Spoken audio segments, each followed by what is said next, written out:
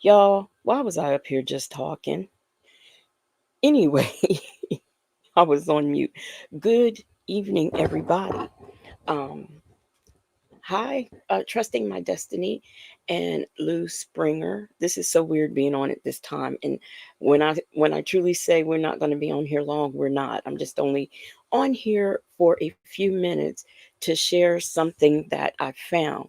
If you saw yesterday's live, hey April B, if you saw yesterday's live, you know that we got into the book that is allegedly Kim Porter's last words from her diary.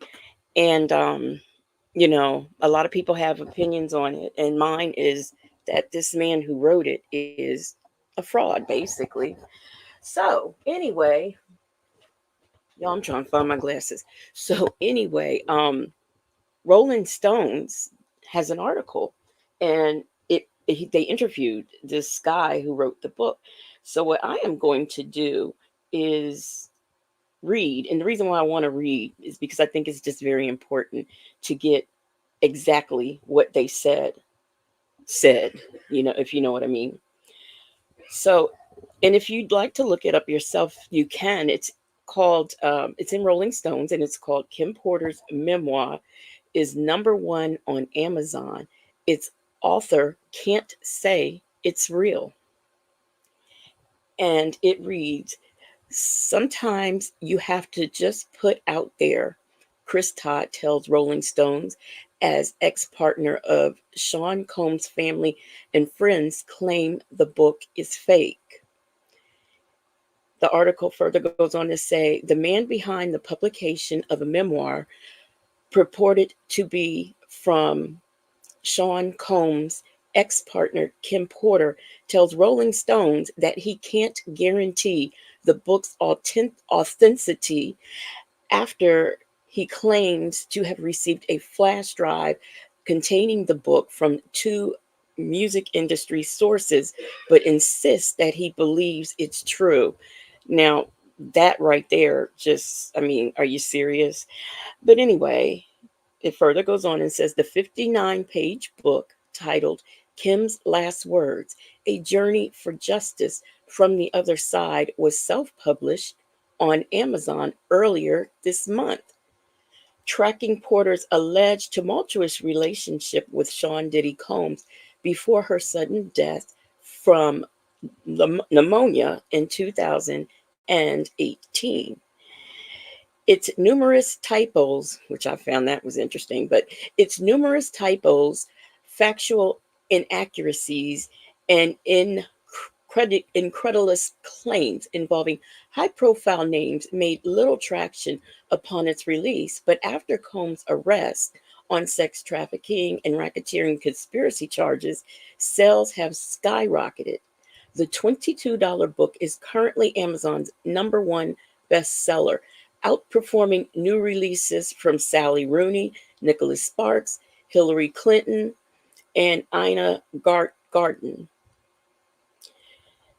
The alleged memoir, sexually explicit allegations have been widely circulating on social media amid rapid speculation, misinformation, and memes surrounding Combs and his looming criminal trial. Porter's family members and friends have insisted the memoir is fake and filled with fabricated bullshit and offensive pages, according to Kim Porter's ex partner, Al B. Shore. The singer songwriter who shares son Quincy Brown with the late model said there will be a significant suit headed right for the head of the responsible parties who dragged my name into this bullshit. Porter's best friend, Kimora Lee Simmions, and LaWanda Lane tells Rolling Stones in a joint statement that they don't know the author at all. Lane adds that every page in the book is false, saying that Porter was not working on any kind of memoir before her death. She would never, Lane said. She was extremely private. Close friend Ebony Electra, and if y'all can remember, I read something she posted on her Instagram in yesterday's live. So it says close friend Ebony Electra called the book blatant lies on Instagram as portions of the unauthorized work began circulating online. A source close to the Combs family adds that they will explore their options regarding the book. Kim Porter never authorized a manuscript, and any claims suggesting otherwise are entirely false and fabricated, the source says. The baseless pages in the book not only misrepresents Miss Porter's lived experience and legacy, but also continues to cause unnecessary distress to her loved ones. A man named Chris Todd, real name Todd Christopher, last name I can't pronounce, according to records, is behind the book. He describes himself as a producer, author, investigative journalist, and claims to have worked and solved some of pop culture's biggest murder investigations, including Nicole Brown Simpson, Jean-Benet Ramsey, and the Zodiac Killer, among others. He also claims to have evidence that Kurt Cobain's suicide was actually murder. Todd published the memoir under the pseudonym Jamal T. Millwood, a reference to conspiracy theory that Tupac Shakur's 1996 murder was faked and he is living under that alias. According to Todd, the alleged memoir wound up in his hands shortly after Cassandra Cassie Ventura filed her lawsuit, sex trafficking and sexual abuse lawsuit against Combs last November. Two people allegedly close to Combs and Porter contacted Todd about the memoir, he says. And his final statement is they said they had her flash drive, Todd claims. I didn't ask many questions about how they got it or where it came from. Todd believes the memoir is real, but when pressed on who the sources are or how he could guarantee they had legitimate writings from Porter, Todd declines to give specifics on how he fact checked or verified the material. When asked if he contacted reps for the celebrities named in the book, Todd says their team ignored him and told him to kick rocks. If somebody put my feet to the fire, and this is what he's saying, if somebody put my feet to the fire and they said life or death, is that book real? I have to say, I don't know. But it's real enough to me, Todd says. Sometimes you have to just put it out there. Maybe it's not 100% of the book is true, but maybe 80% is. That is to get those people to come forward and either corroborate, deny the claims, and that helps me as an investigator to know the truth.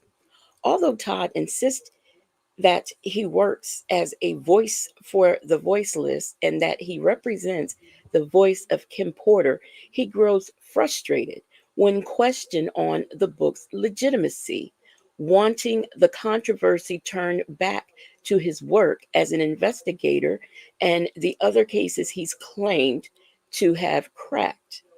If I'm so hot and my story and projects are number one on Amazon, where is everybody? He says. Where's my agent? Where's CAA? The people I called for 12 years. Um, I'm I'm trying to explain to you, this is not about Kim Porter. It's about Chris Todd, he adds. Todd declined to say how many copies of the book he sold so far. Despite being a bestseller, the memoir currently has a 2.8-star rating. This book is garbage. I don't know who put this out, but this book is unreal. I can't believe I bought this trash. I want a refund, somebody wrote. I don't know if they got that off of the Amazon website or what. But anyway, so that is what was said. And I found that to be very interesting. And I'm so glad that a credible source talked to him. about this book. So now we know he doesn't, he claims he got this flash drive from two people in the music industry, people we know. And he is claiming that, it might not be 100% true, but maybe 80% true. He's supposed to be the voice of Kim Porter, and he puts out trash about explicit things that went on between Diddy and Albie Shore and Kim Porter. That is a disgrace.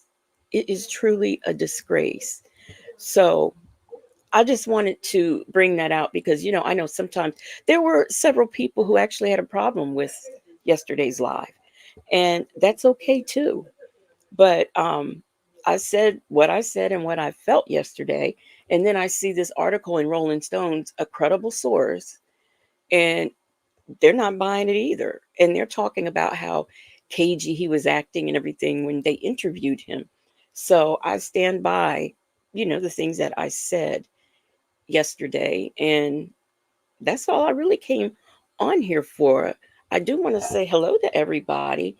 Um, who do we have here? I had lost my phone and I just had it in. Oh, fell on the floor.